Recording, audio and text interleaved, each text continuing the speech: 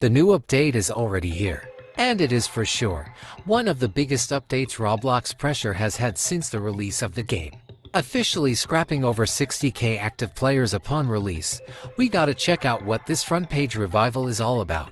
In case you've been living under a rock for a few hours now, then you wouldn't know that Roblox Pressure has just recently dropped a massive update, adding to new grand encounters, reworks to both Searchlight encounters, new entities, new ending cutscene, some other tweaks, and genuinely so much more.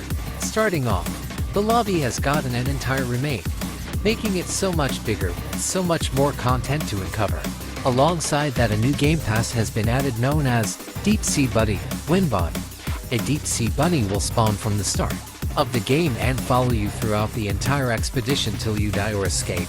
This game pass doesn't work in other expeditions. Before we talk about the big changes, I want to talk about the small changes quickly. This change is very unexpected. There has been a new loading screen added in the update which looks pretty cool if you ask me.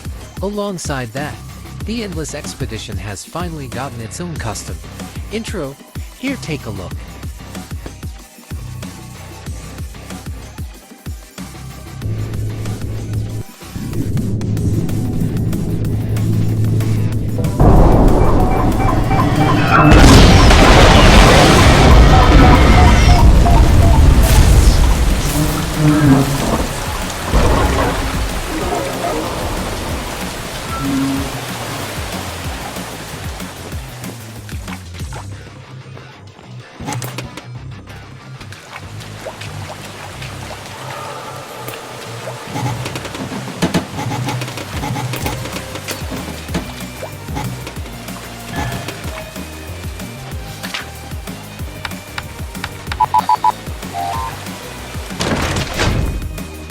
Very cool. Wait, don't click off yet. That was just 10% of the update. There's still so much to talk about.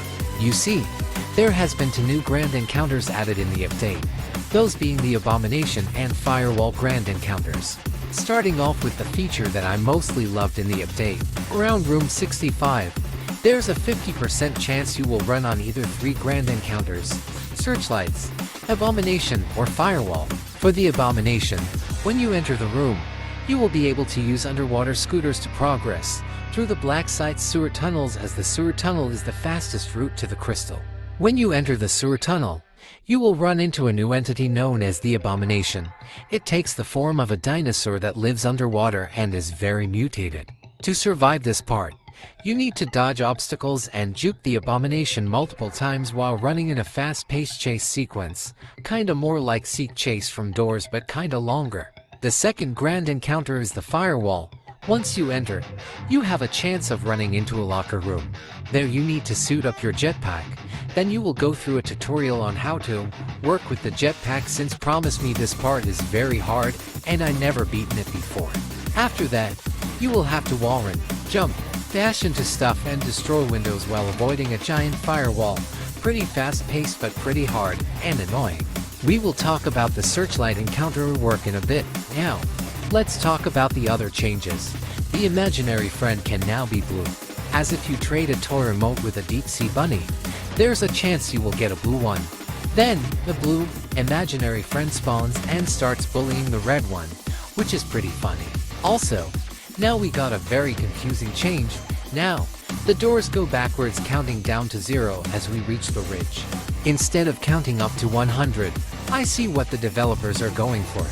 I think they are just making sure they won't make a doors knockoff on accident.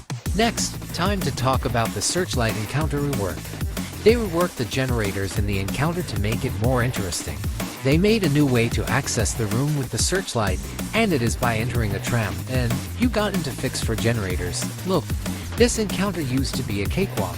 Forget that word, cause now, not only the Searchlights themselves are harder to go through, but they made the room to 8 times bigger than what it usually was.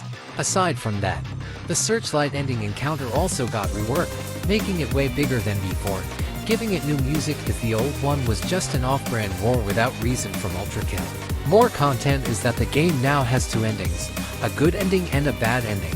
The good ending is when you escape the game successfully. Then a 6-minute ending scene will play where you give the crystal to Mr. Shade, I think, and leave the country by airport. The bad ending is when you destroy the painter, then escape the ridge. Sebastian will appear and stop you by killing you in a very disgusting way. Then Mr.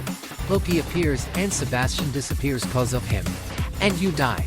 That's the bad ending. There has been new jumpsuits added for new room types and 200 new rooms. Want something scary? No problem. If you stay up playing Pressure at 3 am, there's a chance an entity will appear known as the Witching Hour.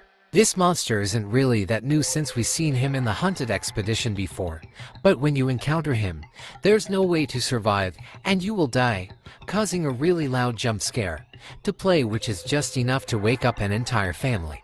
Moral of the story: go to sleep if it's late. 2 new items have been added. The first one is the Defibrillator. Defibrillator, whatever it is called. When used, you will be able to revive a dead teammate in multiplayer. Cool, ain't it? The second one is Sebastian's Scanner. When you have it, you will be able to see through walls with the scanner, highlighting passcodes, keycards and research, just like the scanner from Roblox stores. Let's go through the rest quickly. You can now gift game passes.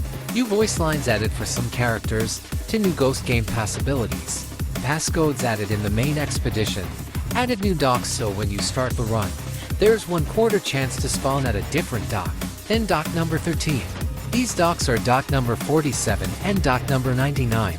The soundtrack for the update dropped yesterday, so go check it out. A lot of new soundtracks, and that, ladies and gentlemen, is worth the wait. Part 1. My honest thoughts. I'm genuinely impressed the developers have put this much effort into just part 1, and the fact that the game had one of its highest player counts ever recorded being hit yesterday. It's no secret that Pressure has did it again, but there are some problems to address in this update since no game is perfect. Those are on mobile. For some reason it keeps crashing for me when I reach any room past 60. For other mobile players out there, just play with low graphics and it's fine. And that's all I wanted to say. See you guys soon anyways, bye.